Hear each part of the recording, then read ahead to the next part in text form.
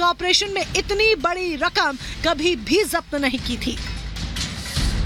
धीरज साहू के ठिकानों से सिर्फ कैश ही नहीं निकला, बेहिसाब गहनों के साथ साथ और भी कई चीजें जब्त की गई। धीरज साहू के ठिकानों से कई दस्तावेज और डिजिटल डेटा के रूप में कई सबूत जुटाए गए। इन आपत्तिजनक दस्तावेजों डेटा में कैश के लेन देन का जिक्र है। साथ ही धीरज साहू के बिजनेस से जुड़े कई अहम जानकारियां भी इसमें मौजूद है। धीरज साहू के ठिकानों से 2 करोड़ 80 लाख के गहने जब्त किए गए। धीरज साहू के ठिकानों से जब्त की गई रकम और गहनों पर सीबीटीटी ने कहा है कि तलाशी अभियान के दौरान मिले सबूतों से पता चलता है कि ये समूह शराब कारोबार से मिली आय को बड़े पैमाने पर छिपा रहा था।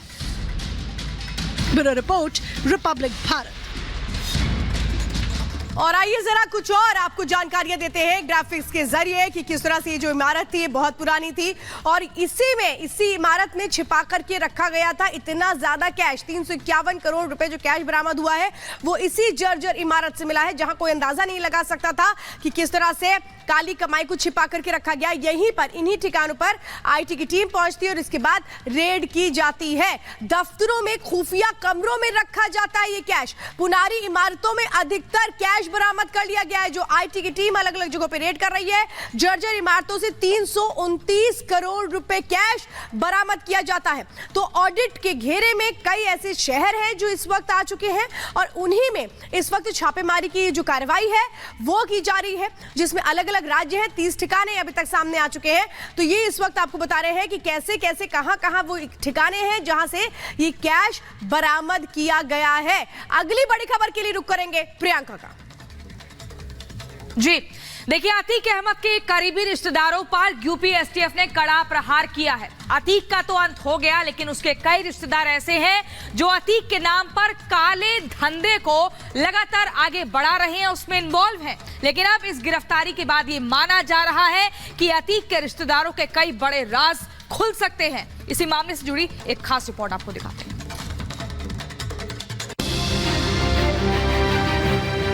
माफिया अतीक और उसके आतंक का तो अंत हो गया, लेकिन अतीक के रिश्तेदार अभी भी जरायम की दुनिया में अपनी कारगुजारियों को अंजाम दे रहे हैं। माफिया ब्रदर्स अतीक और अशरफ के साथ साथ लोगों के ज़हन में उसका खौफ भी चला गया है, लेकिन कुछ बचा है तो वो है अतीक का काला साम्राज्य। अतीक की इसी अकूत संपत्ति और काले धन पर अब यूपी एसटीएफ ने कड़ा प्रहार किया है। एसटीएफ ने अतीक अहमद के करीबी रिश्तेदार को मेरठ से गिरफ्तार किया। अतीक का ये रिश्तेदार एक होटल मालिक बताया जा रहा है, जिस पर 100 करोड़ की जीएसटी चोरी का आरोप है। यूं तो अतीक अहमद का काला साम्राज्य पूरी तरह से अब बर्बाद हो चुका है, लेकिन अतीक के करीबियों की मुश्किलें कम होने का नाम नहीं ले रही हैं। अभी कुछ दिन पहले नफीस बिरयानी को पुलिस मुठभेड़ में गिरफ्तार किया गया था, अब उसकी मौत हो चुकी है। वहीं अब मेरठ से अतीक का एक रिश्तेदार गिरफ्तार हुआ है। मेरठ का जो एसटीएफ इकाई है उसने उसको गिरफ्तार किया है और कहा जा रहा है कि वह कूट रचित दस्तावेज के माध्यम से सैकड़ों करोड़ जीएसटी का चोरी किया है। होटल और शीशे का व्यापारी है, उसका धंधा सिर्फ यूपी और मेरठ तक ही सीमित नहीं है, बल्कि हिंदुस्तान के बाहर भी उसका ये पूरा कारोबार, काला कारोबार चल रहा है। कमर अहमद काजमी जो अतीक के नाम पर जुर्म की दुनिया में पैर जमाने की कोशिश कर रहा था, लेकिन योगी सरकार की एसटीएफ ने अब इस तोते को उठा लिया है। जानकारी के मुताबिक कमर अहमद मेरठ के गढ़ स्थित 3 स्टार होटल ब्रॉडवे का मालिक है। कई देशों तक कमर अहमद का कारोबार फैला हुआ है।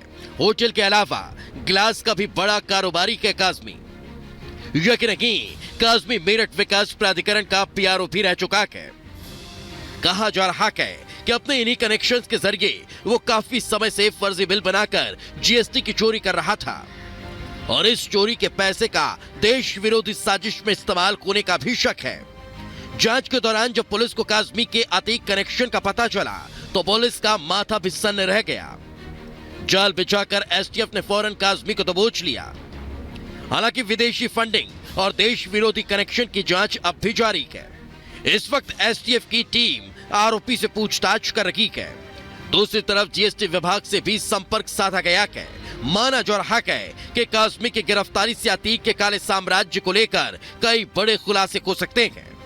Bureau report, Republic Bharat.